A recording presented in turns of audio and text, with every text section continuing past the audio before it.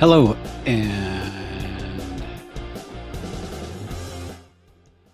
welcome to Scientology Money Project with your host, Jeffrey Augustine. Hey, welcome. Sorry we had the delay. There were helicopters overhead. It's here in Hollywood.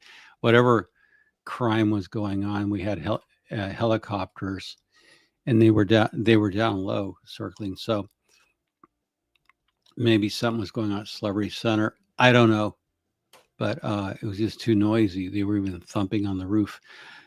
Brendana says hi, and hi, Denise, and everyone else. Yeah, Brendana had to pick up the sandwich order. Yeah, no kidding. So what I wanted to cover tonight was former Scientologist Joy Villa went very public. I'm glad to see that. Congratulations, Joy Villa. We said Villa, but it's Joy Villa. I'm glad she made her video. I watched it, enjoyed it. I'm glad she left Scientology, which, as we'll cover later, it's a high crime in Scientology to publicly depart. So now she's a suppressive person per L. Ron Hubbard's policy. So now, Joy, you're suppressive with so many millions of us out here. And I'm glad you left Babylon. I'm glad you left the captivity of Babylon. Now, what's interesting to me, a lot of what Joy said resonated with me because, as you know, I grew up Pentecostal, and I'm an example of you can take a person out of Pentecostalism, but you can't take the Pentecostalism out of the person. That's bred into my bones. And I was especially glad for the 4 years I spent in Assemblies of God University, Vanguard University here in Costa Mesa, California. And there's so much I liked about Pentecostalism. And I could see, given Joy grew up in the faith, I could see how she would return, especially after something like Scientology. What I didn't know is that Joy was total 15 years in Scientology, which, you know, of course, years in Scientology, like our dog years, you know, 1 year of human life, a dog is 7 years. But I think with Scientology, it's like Scientology years, like 1 year in there is probably like 10 years out here. So there's a lot of wear and tear. And so I was glad she left. I really am. And I'm glad she wrote a book, and I'll order the book and read it. And so I want to kind of go through some things that stood out to me, because I covered on my blog, I covered Joy Villa. And when she was in, she struck me one way. And now that she's left, I have a different impression of her. So it is interesting to see it. And I want to play some interesting things I had set up. And so let me just get the, I'm going to start with, when I first, this is the first thing I saw when I noticed this person. And this was probably 2012, I want to say, 2011 or 2012 in a Scientology publication. I saw this young lady in a Scientology magazine, because I think then I was still on their mailing list, or I was getting the magazines. So this was the first I ever saw Joy Villa. I didn't know who she was. And so, we have a young, attractive woman selling the meter. Now, she wasn't an OT at that time. And I don't really know what her highest bridge level was. I don't know if she got up onto the OT levels or if she had tested clear. And that's something I'd like to know. So I've reached out to her. I'd like to do a podcast with her and talk about it, and I'll some particular things.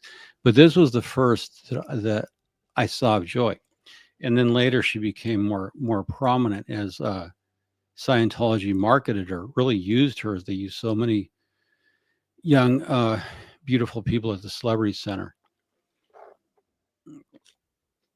And the Celebrity Center, of course, is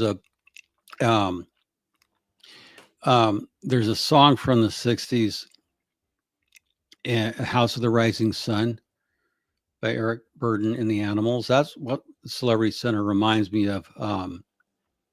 If you listen to House of the Rising Sun, it's been the place, it's been the ruin of many a poor boy, and Lord, I know I'm one. And I think that's the Celebrity Center. It's been the ruin of so many young people who come to Hollywood in hopes of finding a career in the arts, whether it's music or acting, anything else. It's been the ruin of so many young people. It's like the House of the Rising Sun, a place of ruin, of danger, and death. And Joy certainly would have been a CC. Someone the Celebrity Center would have used. We call it CC or CCI.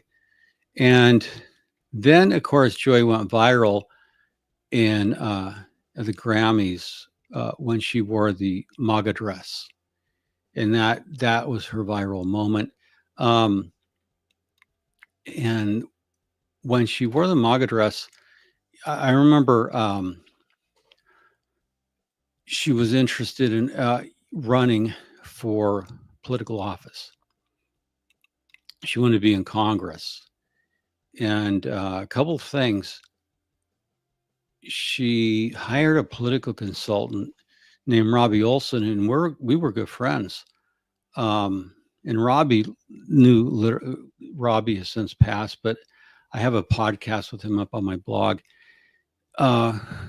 Joy, when she was married to Thorsten, decided to make an exploratory run for Congress. And that's really, in the United States, before you formally run for office, you have to file, and then that's when the election laws kick in, and you're covered by the U.S. election laws, which are pretty tough. And people get around them with super PACs and all that. We're not getting into that. But before you formally run for office, you're allowed to file what's called a testing the waters. And you're allowed to raise money and find out if there's enough support for you to run for political office.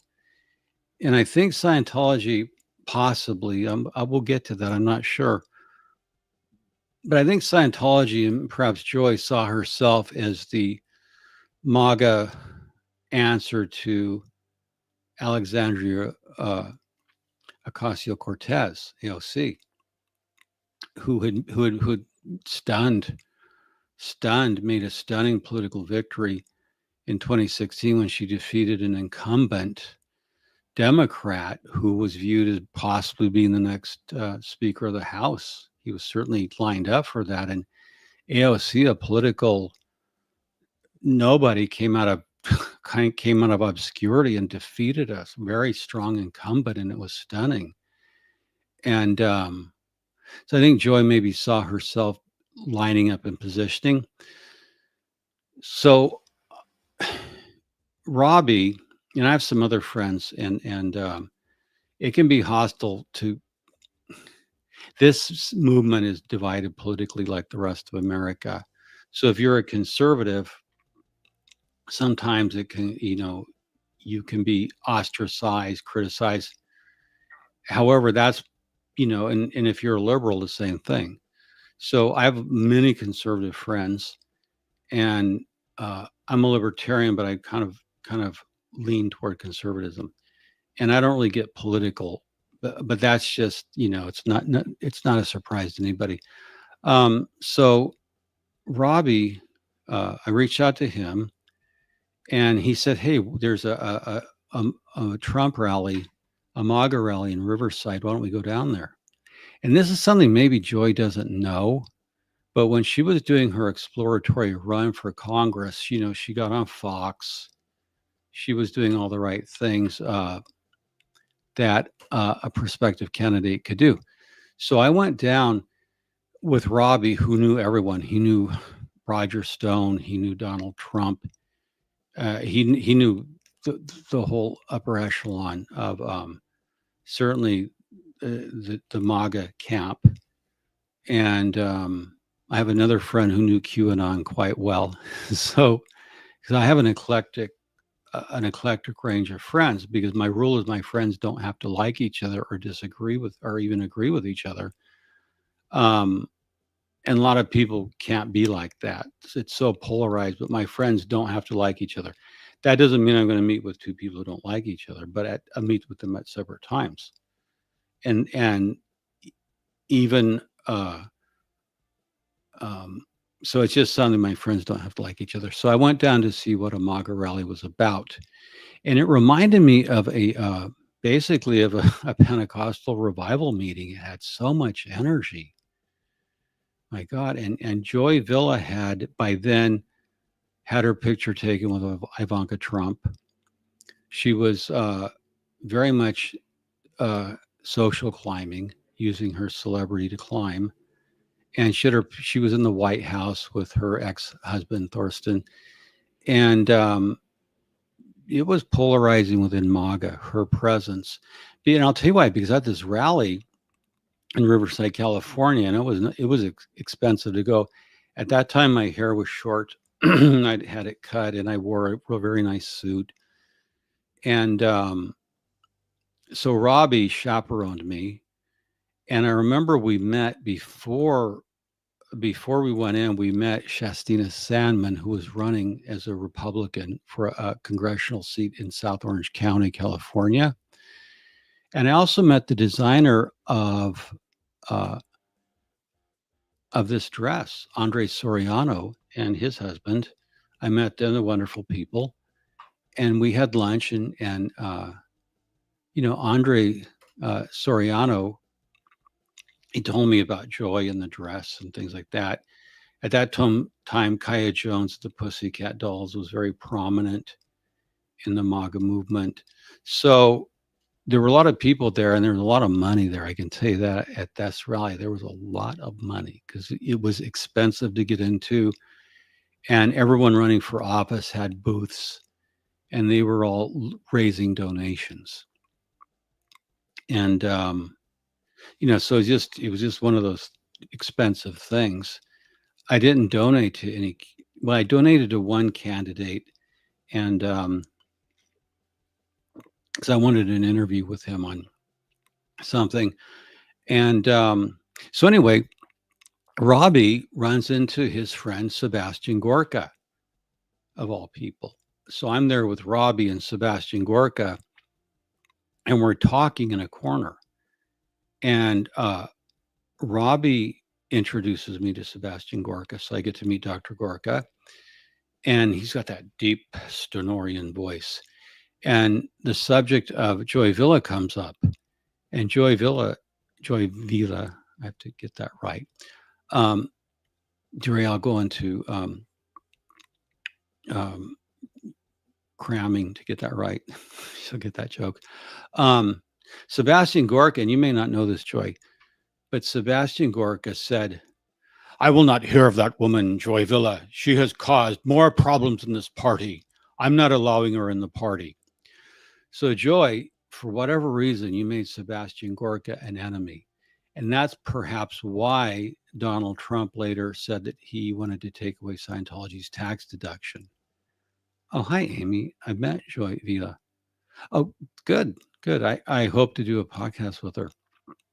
I've not met her now. I've seen her around when she was at Celebrity Center. I saw her crossing the street to go over to Gelson's. And that's a market everyone goes to around here. I mention it frequently. So the last time I saw Joy was maybe 3 years ago. I was leaving Gelson's in my car and she was crossing the street. Or maybe this was 4 years ago. I don't remember. I think it was, she had come back from Kalami Castle. Anyway, I'm getting ahead of myself. But Sebastian Gorka was infuriated with Joy. So Joy, if you had problems in the party, it might have been because Dr. Gorka, whatever you did to offend him, I don't know. But anyway, Sebastian Gorka, there was a long line, and he took a few extra minutes because he knew Robbie from old times, and he just said, "I won't have anything to do with her." So there you go. That's an interesting story. I went, "Wow, I wonder what the story is behind that." I would like to have spoken with Dr. Gorka, but he was very busy, and my checkbook's not big enough to get a meeting with him, or it probably is, but I wouldn't spend the money. So, nevertheless, so that's just an interesting contextual thing. And, but it was interesting to see. I didn't realize how much energy and fervor there was at the MAGA rallies. And then that later, as we'll get to, turned into the insurrection. So this was, her. And, Robbie Olson, her political consultant, he had been running political campaigns forever, and I said he died several years ago. Very nice guy, but very well networked, and that's why you'd hire him. And Robbie told me that Scientology was constantly meddling in Joy Villa's political campaign. That is her exploratory run for Congress. They were constantly meddling. And there's a podcast up on my blog right now with this Joy Villa story. If you go under the video, you'll see my podcast with Robbie. So I'm glad I did do that podcast with Robbie, because he was really struggling with it, and Scientology was fighting him every step of the way, and they were fighting with Joy.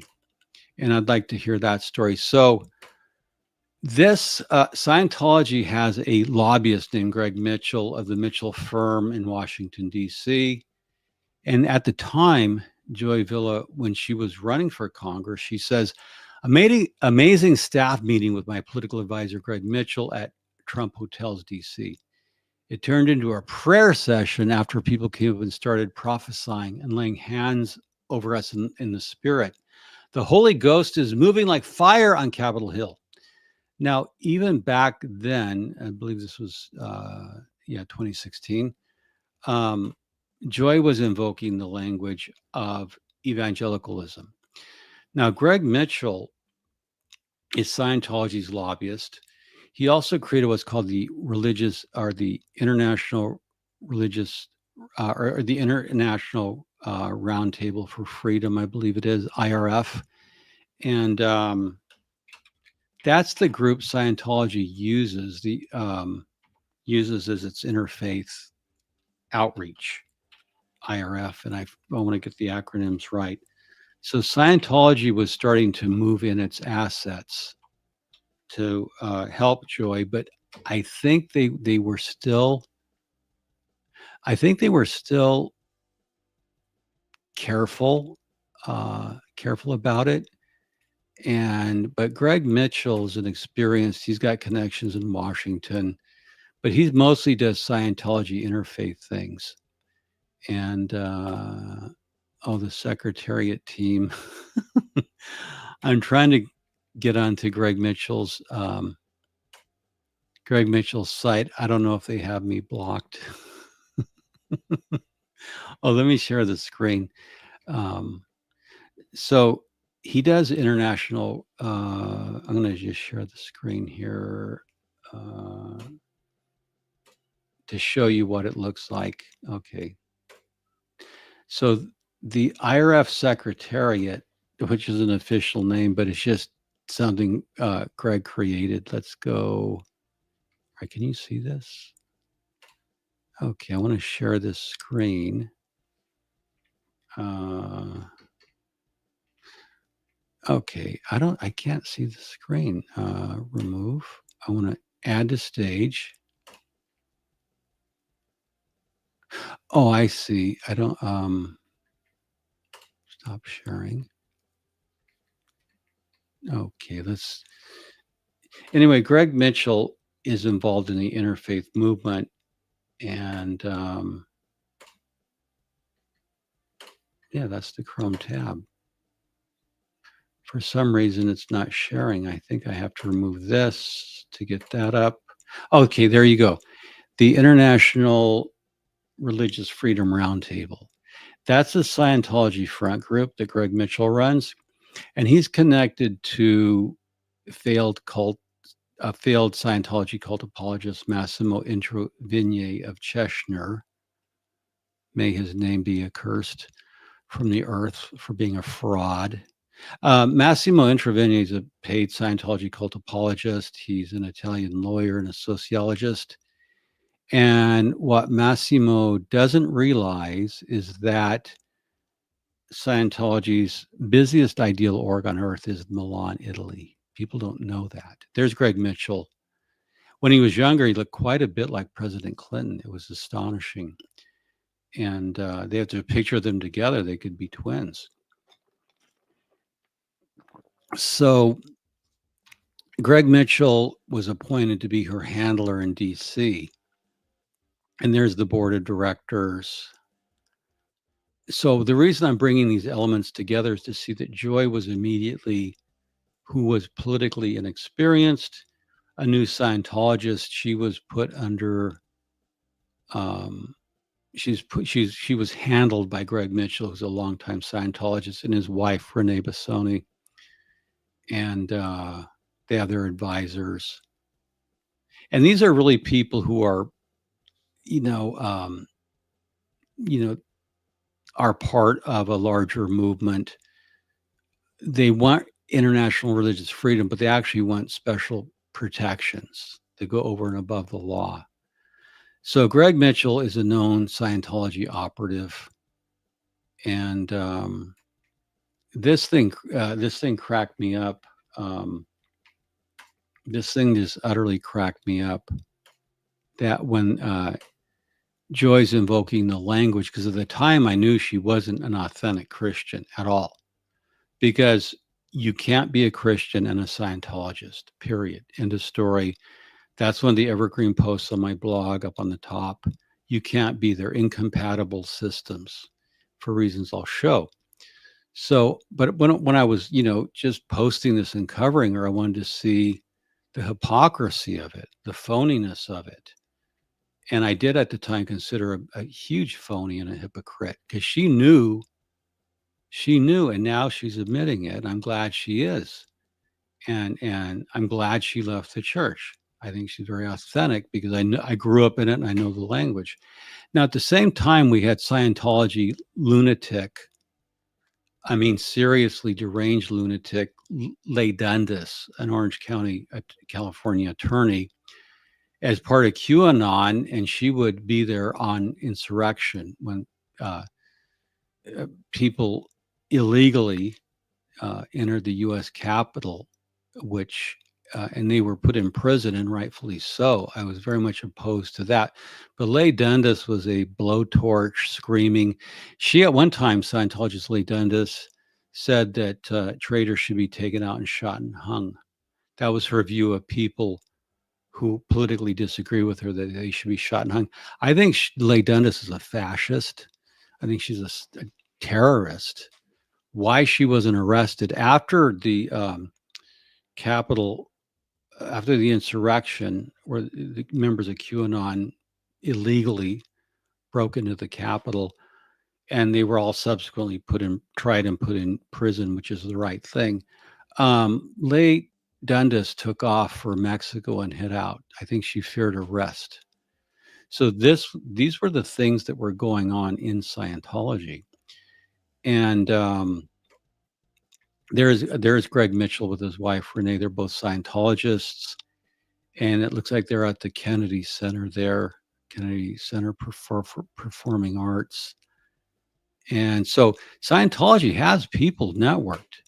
And this is a picture, by the way, of Massimo Introvigne of Cheshire, paid Scientology cult apologist, with Scientology PR spokesman Pat Harvey, who Aaron Smith Levin just did a piece on. There's a video of him walking and talking to Pat Harvey, and the late jazz legend Chick Corea, who was also a Scientologist.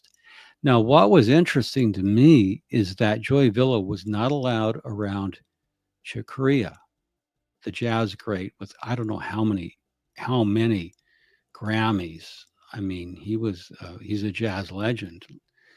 And she wasn't allowed around Pat Harvey. She may have met her, but so what stood out to me at the time is they kept her. They wouldn't let her go up to the next level. I'm going to show you what the next level is in Scientology and its connection to power politics in the U.S. They kept Joy at the Greg Mitchell level, and they wouldn't let her out to other people that Greg knew or to go higher with Scientology's influences. This is what Dundas can easily fool people. We could debate that, Amy. I think that Dundas, most people saw right through her. She's a pretty vicious jackass, in my opinion, just a vicious jackass. I think if you are in on the program, she's very persuasive. So I take your point there. But yeah, she can fool the right people, I guess you could put it that way. I thought she was a dangerous, vicious jackass, and I haven't changed my opinion on her. And when she fled to Mexico, it showed she wasn't willing to man up. Look, the serious members of QAnon didn't run off to Mexico. They got arrested and they went to jail. Some of them in pardon. I don't agree with that. But no, Leigh Dundas ran off with her tail between the legs. She showed her true colors that when the going got hot, she got the fuck out. Sorry, Leigh. Don't like you. Not a fan. Like I said, I think you're a jackass. Dangerous.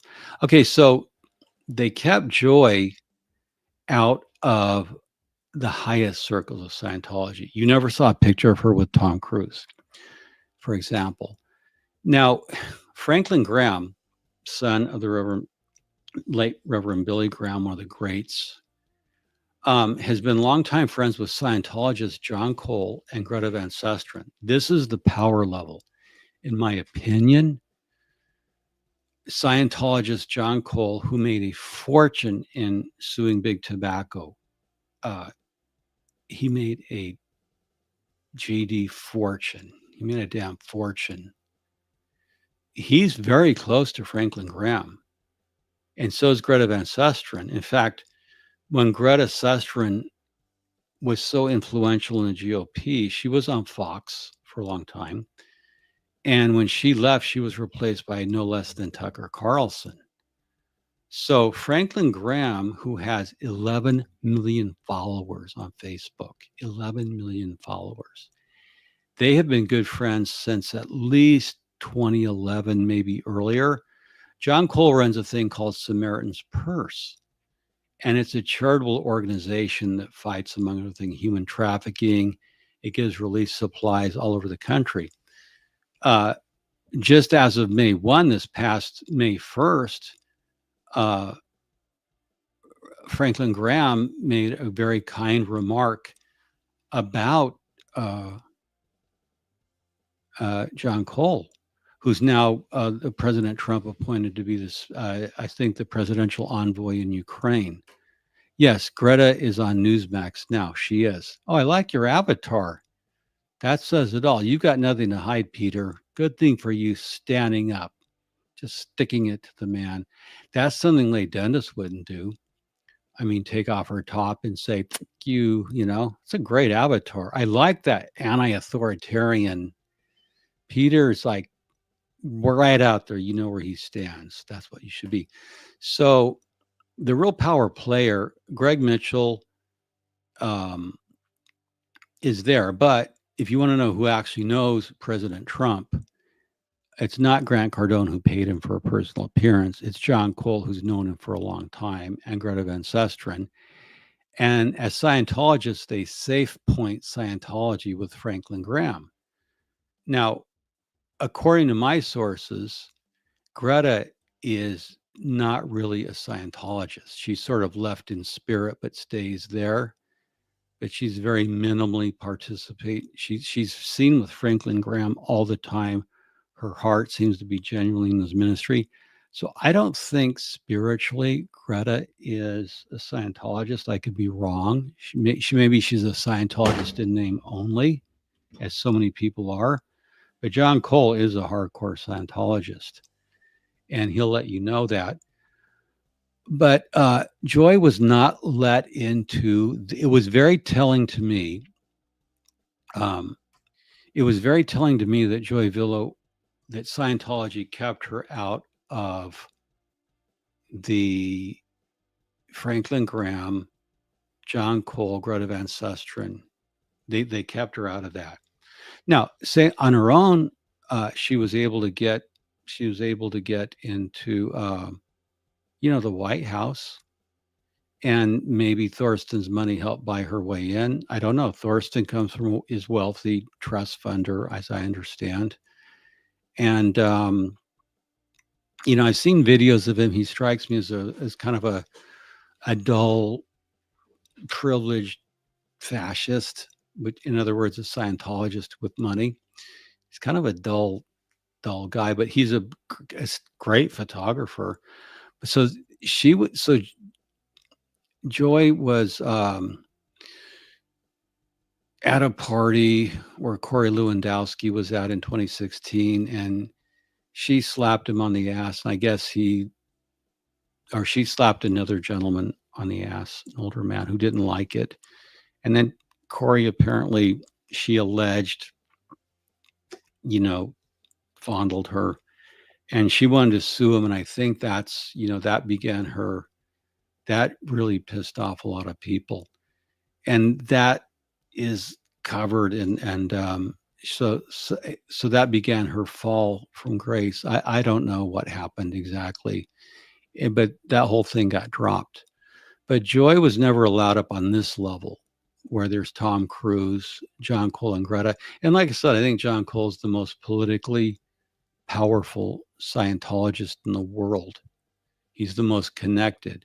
An interesting story when we talk about Scientology and tax exemption, going back, President Clinton, when he was in college, his roommate was Richard Reese, who would go on to become Scientology's Senior Case Supervisor International at FLAG, Richard Reese, R-E-I-I-S. And from what I heard, shortly after Clinton was elected, Richard Reese arranged for $5 million to be donated to the Clinton Presidential Library. And that was very important part of Scientology getting tax exemption. Now, what I need is someone in Arkansas to go to the Clinton Presidential Library and look for that $5 million donation. It would have come in right after, and tie that back to Richard Reese and Scientology to see if that was an influential. Now, that's what I heard. I haven't traveled back to the library to look at the records, but I would like to. So Richard Reese knew Bill Clinton, and Bill Clinton later said, I like Scientology. I had a Scientologist roommate in college, and I liked him. And that's all on the record. You can find that. So Scientologists have been involved forever, but nobody like John Cole. And he stays, he keeps it out of the conversation unless he's pushed. And then, one thing about John Cole, I like, if you give him any crap about Scientology, he'll push you right back. He's got no problem on it. So putting this together, Joy was never allowed up on this level. And it kind of stood out to me that they wouldn't want her up on this level because this thing was set. There's safe pointing. David Miscavige is involved directly. Office of Special Affairs is involved directly with John Cole. So they're not going to let Joy anywhere near her unless she actually won elected office. She just didn't have, John Cole's a powerful lawyer. Greta's a lawyer. She's a media celebrity in her own right. So they're not going to let Joy anywhere near this. And they're going to have Greg Mitchell run it. Now, this is a picture after Joy kind of falls from grace out of MAGA because of her allegations against Corey Lewandowski. And I don't disbelieve Joy at all. I believe Joy. Corey certainly had a reputation for that. He's back on the president's good side. I think he fell out of Trump's favor. But Grant Cardone paid Trump for a personal appearance, and then he writes it off as a business expense. So that's brilliant on Grant's part. Nothing illegal about that.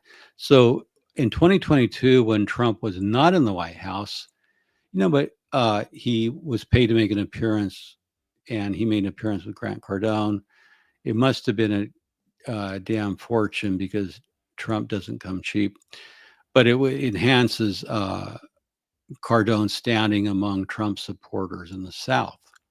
So, okay, look at that, Peter. Brian Lucas is in Arkansas. Can you reach out to him and ask him for help, Peter? Because I want to see, on tax exemption, I want to see if that $5 million came in. I appreciate that. It's Dustin Diamond from Celebrity Fit Club. Oh, thank you. I didn't know that, but I still like the avatar, Dustin Diamond.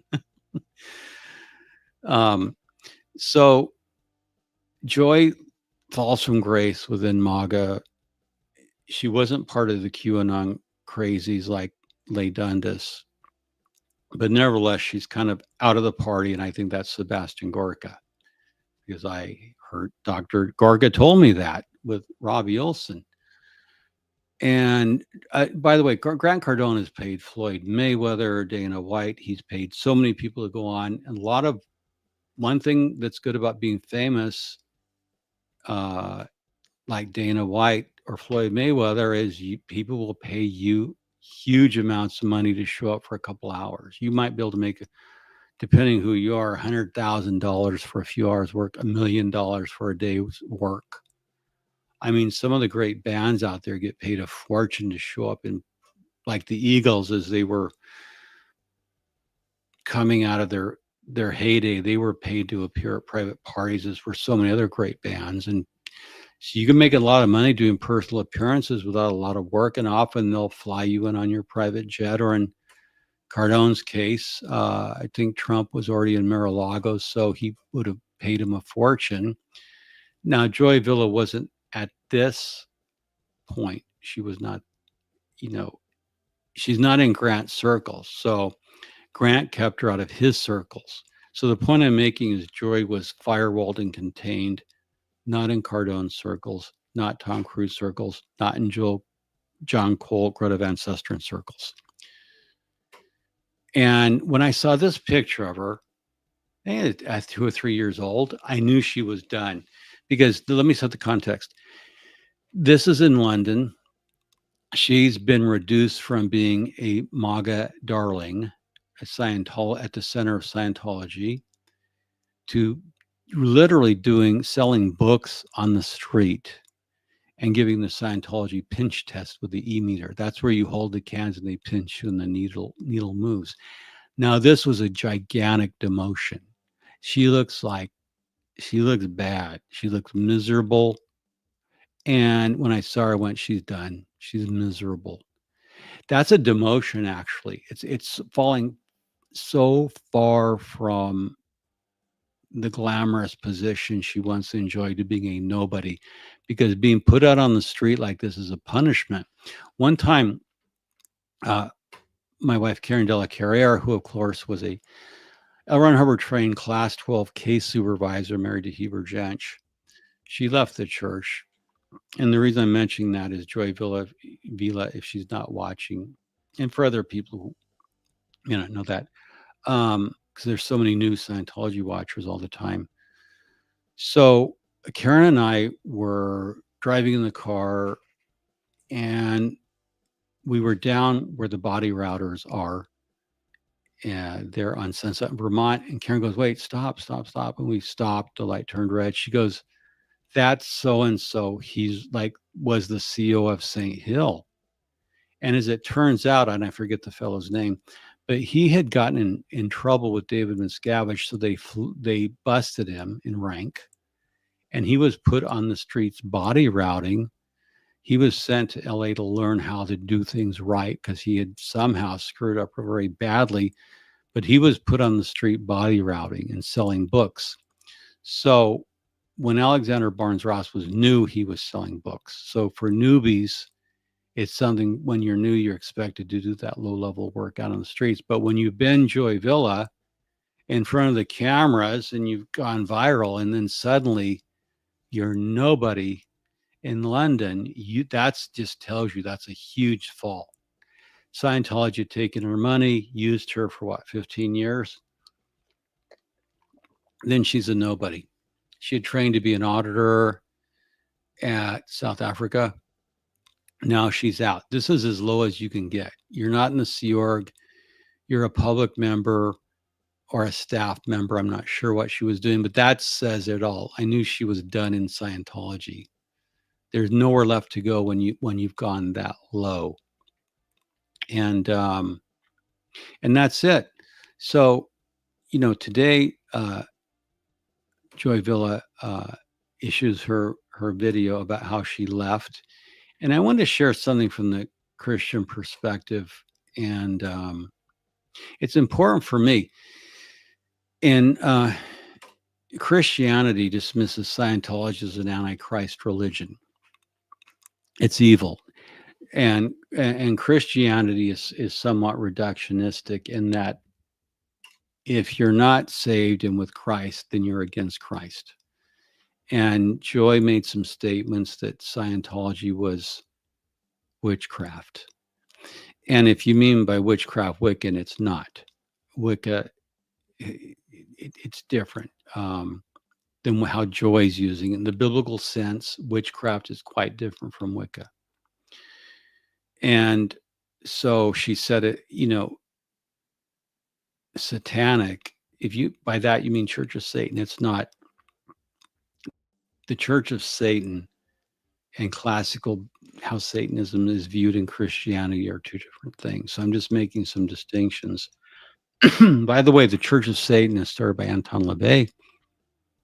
On their website, you can go read it. And the Church of Satan, unlike the Church of Scientology, to its discredit, the Church of Satan says if you're a pedo, if you touch a child, we, the Church of Satan, are going to be the first person to call the police and get you arrested. We don't want you.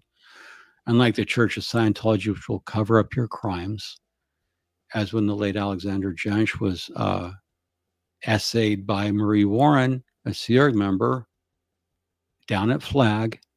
And that's the interview of mine I did with Matt Pesch, where we discussed that Alexander Jensch was essayed when at 14 by Marie Warren, who still in a Scientologist. I don't know why she wasn't turned over to the police, or why she's still on staff, or why she's still not declared a suppressive person for doing that. That's to the shame of David Miscavige directly. And also, it. I've said it before, and nothing's ever happened because it's true. It's on the record. Unlike the Church of Scientology that hides childhood SA and even adult SA, the Church of Satan will turn you over to the police. So the Church of Satan there has a moral conscience where Scientology does not. It's because it's criminal. But basically, within the Pentecostal background, I grew up, the Pentecostal church I grew up in, you're not allowed to traffic in spirits. Spirit communication has been going on since the dawn of time, people communicating with spirits. But in the Bible, in Christianity, you're only allowed to communicate with God through Jesus Christ, his Son. And if you're Catholic, you can communicate to the saints and the Holy Mother, but that's a veneration and not worship. There's a famous story in the Bible where, and let me explain this, it's against the Old Testament rules or the Hebrew Scriptures. Christians call them the Old Testament, but they are the Hebrew Scriptures. When King Saul, who preceded King David, King Saul of the Israelites was persecuting David, who was not yet king. So when King Saul was falling from God's favor, He went to the witch of Endor. This is a famous story in the Bible. So the center, the woman at the center is the witch of Endor, and Saul is to the left, King Saul of Israel. And he went to the witch of Endor to ask her to bring the prophet Samuel up from the dead. So the witch summons the witch of Endor, the famous witch of Endor, summons Saul from the dead, and Samuel from the dead, the prophet Samuel from the dead. And Samuel is quite aggrieved and pronounces doom on King Saul for having violated the laws of God by communicating with the dead and bringing him up from his rest. Because in the Old Testament, the dead are sleeping. In the New Testament, Paul talks about they were soul sleep. They were sleeping until the resurrection of the dead. But getting that aside, it's odd that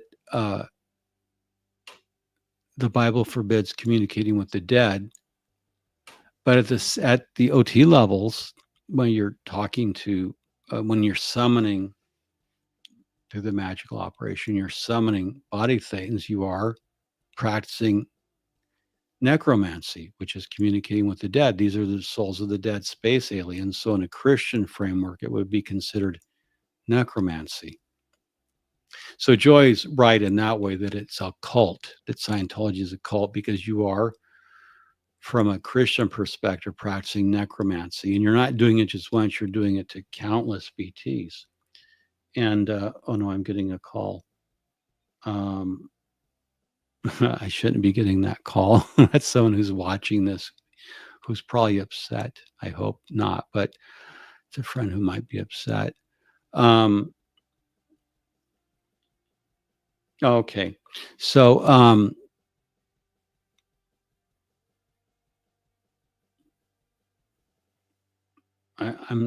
it's not urgent. Okay. Anyway, so Joy's quite right in that Scientology is a cult in many ways from a Christian perspective. L. Ron Hubbard did say there was no man on the cross. He did call Jesus a pedophile, which is very offensive. And he did say Aleister Crowley, founder of Thelema, was his best friend. And the principle is, do as thou wilt shall be the whole of the law, is quite entrenched in Scientology.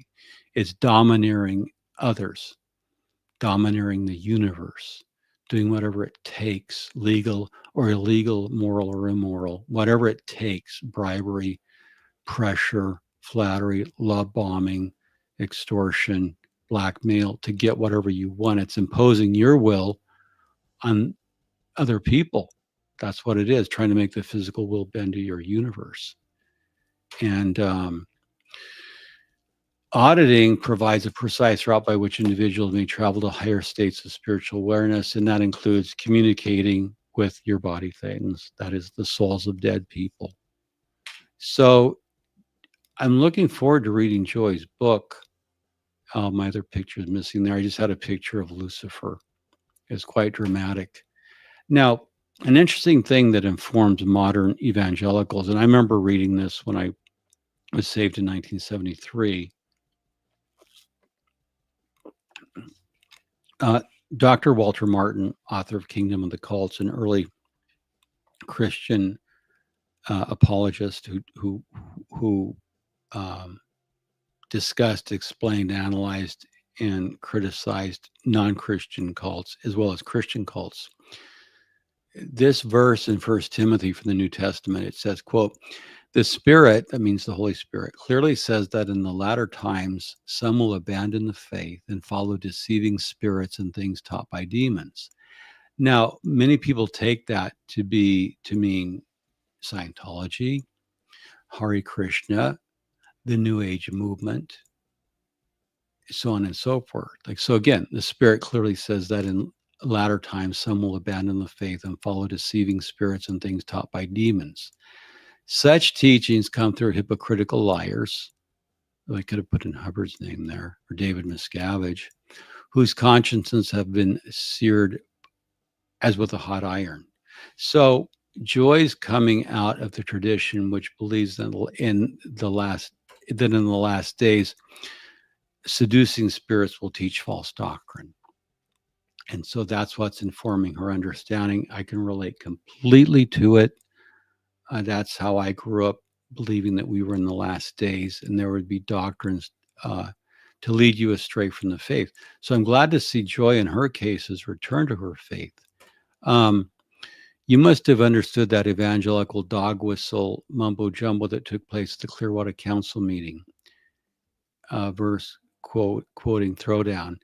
I'm not up on that. I want to go watch it. I haven't been able to watch that evangelical dog whistle mumbo jumbo. Yeah, sometimes verse quoting thrown down. Yeah, that happens. If I watch, I'm sure I can understand it. I very much understand the evangelical work, but all I wanted to do in this video is showing that Joy had her 15 minutes with her MAGA dress, but Scientology kept her at a distance and interfered with her campaign. Robbie Olson, her political consultant, said that she really was waiting. Joy Villa was waiting for 2020 to run because he was told by Scientology officials that they wanted to just keep Joy positioned. They weren't going to actually support her running in 2016 or 2018, that they wanted to wait till 2020 until Scientology Media Productions was up and running fully, and its goal was to normalize Scientology. And that's something about which I would like to talk to Mitch Brisker. But they said by 2020, Scientology Media Productions would be out there wide in the world, normalizing Scientology. And then that would be Joy's time to run for Congress. So they apparently had future plans, but because of Sebastian Gorka, as far as I can tell, and others, she was exited from the party, after which there was nothing left to her but Scientology. And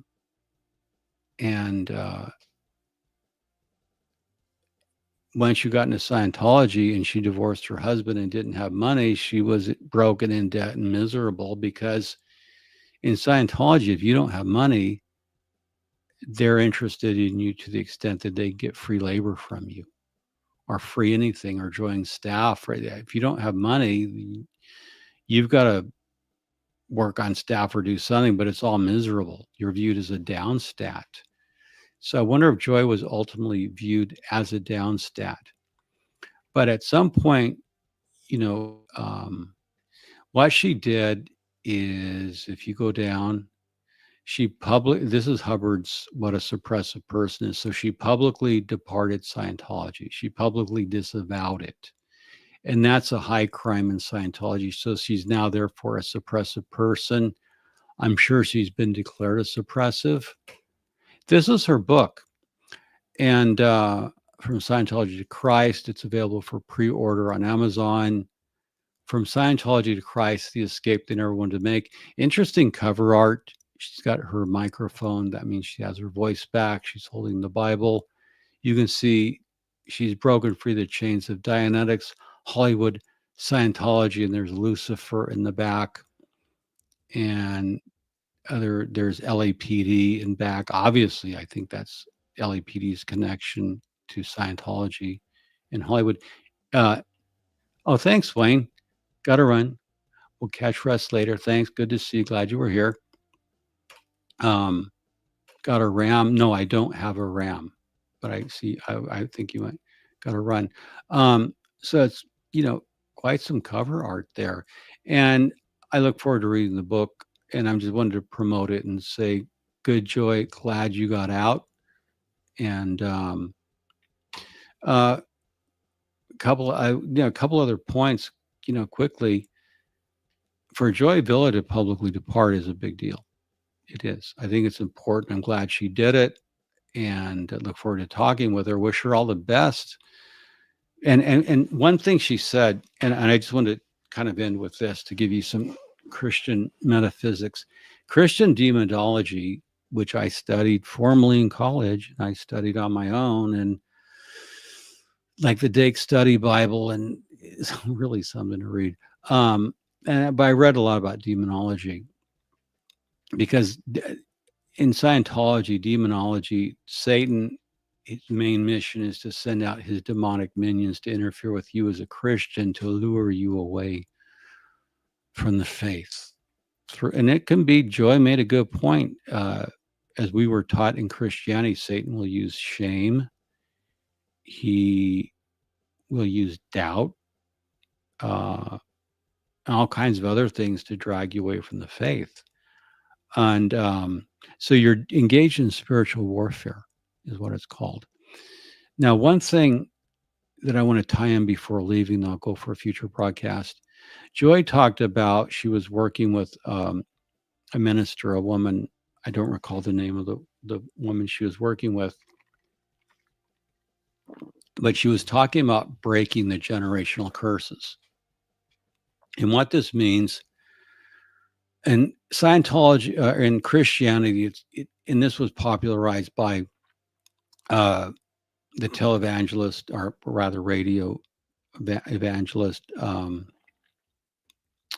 in the 1980s, 1990s, Bob Larson, sort of a sensationalistic guy who used to do exorcisms live on the radio.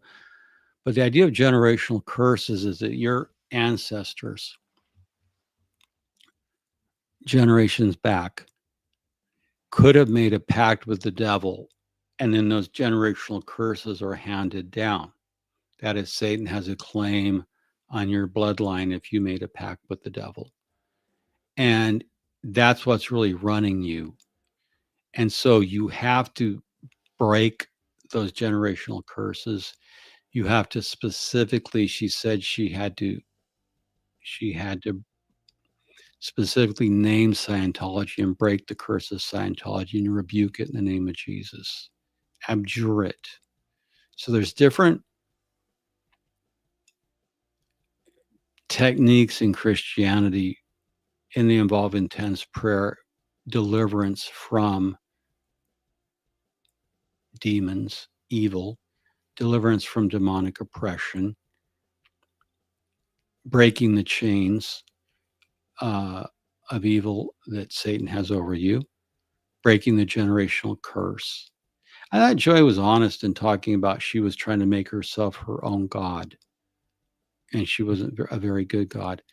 And so she's very using the language very authentically, and that's why I'm convinced she's very sincere. Because unless you walked that walk as I have, you don't know the exact language, but she's using it very precisely. She's doing all the things you should do, especially breaking the generational curses. Conversely, in Scientology, just by way of comparing and contrasting, they believe that you are the victim of implants that go way back on your whole track to past lives, even past galaxies and things. So it was just an interesting contrast that Joy said right after she left Scientology, she went into the New Age. I guess she did some psilocybin, tarot cards, the usual stuff you would do. I don't have anything on it. I think if you enjoy it and like it, that's terrific, you know. But then she found her way back to the faith, and her father had been a minister. I guess his death when she was young quite affected her, as that of her mother. So breaking generational curses is a big thing. And there are deliverance ministries that specialize in breaking generational curses. Bob Larson is kind of an interesting guy. He's strange. He's been criticized for his old radio shows in the 90s. He did nothing but raise money on it. But he's in Eastern Europe, and you can see him doing some exorcisms. And so Joy can make a living, reboot her career, because in America, you're allowed to endlessly reinvent yourself. That's one of the great things about America. You can endlessly reinvent yourself. And she's doing a good transition in that she's launched with a book Um, I'm not part of the Joy Tribe. I don't like her use of that myself. That's just, I don't like the use of her calling Joy Tribe. It just, it rubs me the wrong way. I don't like her reference to that because, again, she's not wanting to engage in idolatry, but she's presumptively assuming anyone who's in communication with her is Joy Tribe. She should just talk about friends and not a Joy Tribe. That's my only real criticism, and is her use of that term. She calls her followers Joy Tribe. I would never be that presumptive. I just have people who watch my show.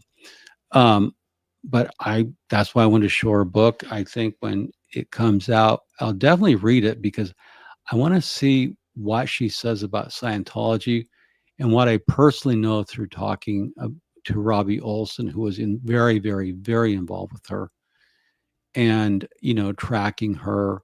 So she remains an interesting person. So I hope she finds, a career in the music ministry in Christian evangelicalism is big. The music ministry is big. You can make money. You can reinvent yourself in Christianity. You can be in deliverance ministry. So predictably, there's always room for musicians in Christianity because electronic worship in the modern church requires a lot of singers, and there's plenty of talented people. I think Amy Grant was astonishing when she broke out as someone who was both a crossover artist from Christianity into pop music. Amy Grant was amazing. So let's wait and watch. Anyway, I'm glad Joy's out, and it sucks to be a Scientologist. Joy made a good point about there are evil people in Scientology, but don't attack the everyday Scientologist. One thing I made it a point is when I'm out filming, I don't film CR members because they're just victims, I think. Everyday Scientologist, I wouldn't make a blanket statement like that. Some Scientologists deserve to be singled out. I certainly spent years on David Gentili, who's a massive criminal, who's now looking at 7 years in prison, and he'll substantially serve it because it's a federal sentence. So I'm more selective that way. There are some everyday Scientologists who should be criticized because they've engaged generally in criminality or some kind of grift or con or fraud. And then you have the Grant Cardones. So Joy made a good point. The rank and file, I think, are hoping for some salvation that doesn't exist. And as they get older and increasingly broke, they'll find it didn't work, Kirstie Alley died of cancer. Chakria died of cancer. And in fact, a lot of OTs seem to have a higher incidence of cancer. And so really, it's a mirage. You're spending money.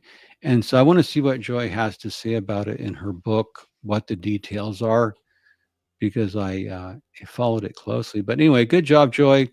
Thank you for listening to the show. And we'll stand by to see how her story develops. Certainly would like to do a live with her to kind of compare what went on during those years with Robbie, Andre Soriano, Kaya Jones. They had a falling out. I think they mended fences. So there's so many questions that were left unanswered. There's a lot of material she took down off of Twitter or X, and a lot of things have changed. So this is going to be interesting to see. Will the church put up pages on her? I think so. I think they will because they're so antichrist. And one reason the church of Scientology comes under so much criticism, and rightly so, is the way they treat people who depart. The Church of Scientology makes a big deal. Greg Mitchell of the International Religious Freedom Roundtable, he likes to quote that thing that people should be free to join a religion or leave a religion. And yet Scientology makes you pay hell if you leave or you speak out against them. So they're hypocrites. They don't believe in the United Nations declarations at all. They don't believe you should just be free to depart in peace. They're going to make you pay hell. And we're going to see what happens to Joy in terms of fair game. But I think she's prepared for it. She's been battle hardened before by what she's gone through. And OSA can just go F itself, Janet from Another Planet, the rest of them, David Miscavige, because your dying little cult is miserable. It is satanic, where we define satanic as that which destroys life. If we define satanic as that which destroys life, that's Scientology, because it will destroy you. It'll consume everything you have, your family, your kids, your money, your sanity. It will take everything down to the bone marrow, and even that. And that's how bad it is. So good for you, Joy, on getting out. With that, we will go out and see you next time. This is Jeffrey Augustine for the Scientology Money Project on YouTube, and we'll see you next time. Thanks for watching. And let's get our music queued up so we can hear.